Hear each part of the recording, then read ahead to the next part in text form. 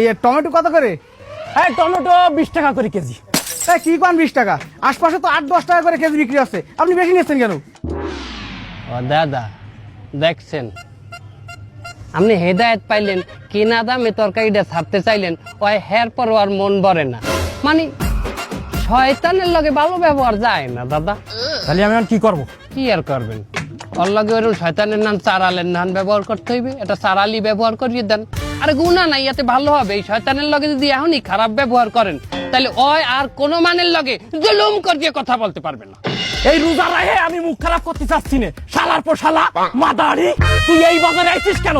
তোর মতো গরিব তুই যাবি ওই সিনেমা হলের সামনে ফুটপাতে, ওই জায়গায় ফুটো বেগুন, এই ফুটো টমেটো 10 টাকা করে কেজি বেচতিস, ওই কিনবি তুই। তুই এই জায়গায় আইছিস কেন? দেখছেন ভাই, আপনার লগে কি বাজে ব্যবহারটা না করছে। আপনি যদি এই ব্যবহারের প্রতিবাদ না করেন, তাহলে বাজারে প্রত্যেকটা মানুষের লগে খারাপ ব্যবহার করবে। আবার খয়রাতি কইছে, আপনারে খয়রাতির লগে তুলনা করছে।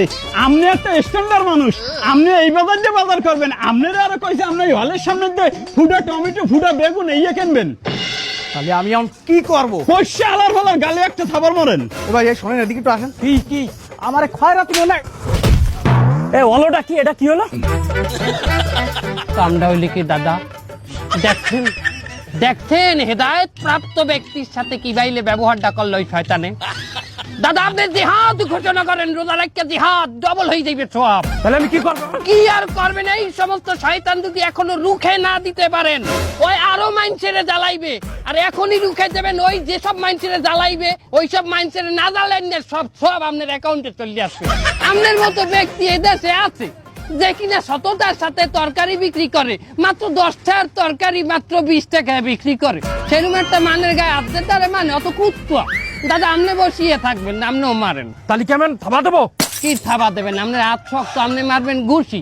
একটা জালেম মারবেন রমজানে 70,000 জালেমের সব পেয়ে যাবেন। এই শালা এদিকে আয়।